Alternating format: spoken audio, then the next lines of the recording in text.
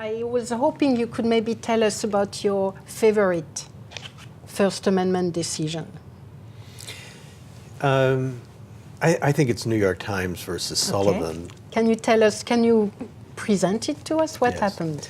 So, in the United States, in 1954, the Supreme Court decided Brown versus Board of Education. And that decision was probably the most significant Supreme Court decision, certainly in the 20th century, maybe of all time. And it said that states could not, and the governments could not, discriminate against Americans based upon their race. And in particular, you could not require African American children to attend African American schools and not permit them to go to white schools. This was the beginning of a major transformation of American society. That debate continued and continues to this day. What does it mean to engage in invidious discrimination against groups, in particular African Americans?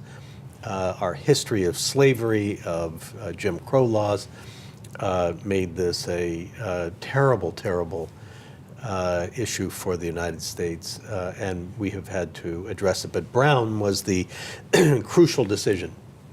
As these problems were being debated and resisted and sorted out in the 1950s and 60s, the New York Times ran an advertisement that was by a civil rights group from the South in the United States.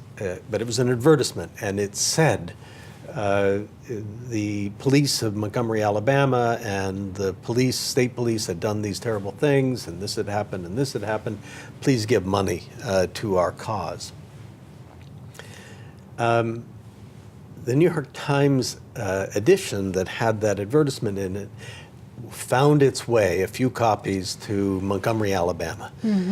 And the county commissioner who was in charge of the police, though never named in the advertisement, decided to sue the New York Times for false statements of fact in the advertisement about the police and therefore about his responsibilities. So his claim was, you said false things, false statements of fact about me, and that has hurt my reputation, and I want you to pay damages. Any reasonable person looking at these facts sees not a person really concerned about his reputation, but a desire to punish the New York Times for publishing a civil rights, pro-civil rights advertisement. The Supreme Court, in an extraordinary decision, said citizens must have the right to criticize their government officials. Sovereignty lies with the citizens in a democracy. Self-government depends upon citizens being able to discuss the performance of their officials. And to do that, they must have extraordinary protections so that even negligence in saying falsehoods will be protected. Only if you knew what you said was false or acted in reckless disregard of the falsity, only then can a government official sue you for a falsehood about them that you've spoken. That was really very significant. But what was most significant was this notion, articulated in really beautiful language, that we live in a society committed to citizens being able to discuss everything, especially the performance of their representatives. And that model of democracy and freedom of speech has become the linchpin, the core principle about thinking about free speech. I think it's really outstanding. I have an additional theory, but I think it's very important.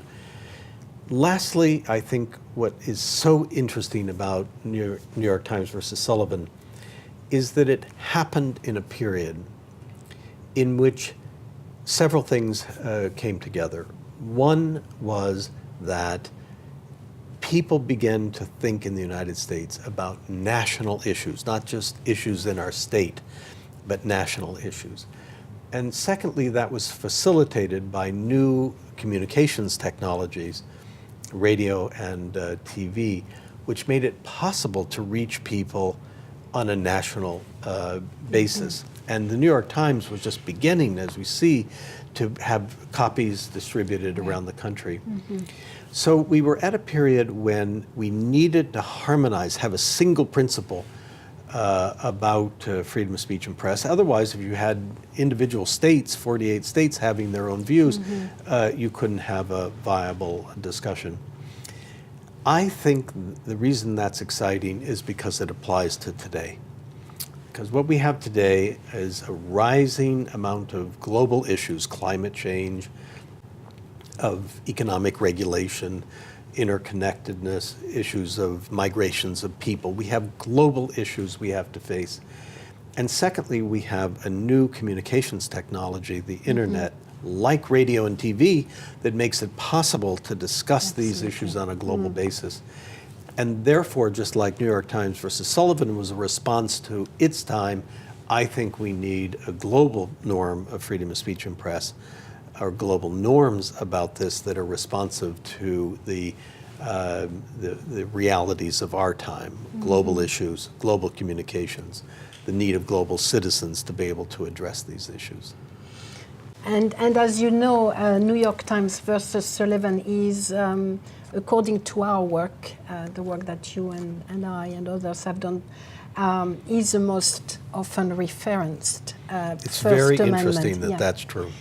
So it is, even if the decision does not adopt the same defamation standard as New York Times versus Sullivan, they will adopt the vision Yes. behind it, and Yes. I think it's fascinating and very interesting that you picked that particular decision, which has been very popular around the judicial system, the interactive global judicial system. There is something in the air, I think, about the need for global norms because of these massive changes. The need of Absolutely. people to be able to discuss them and the ability to discuss them.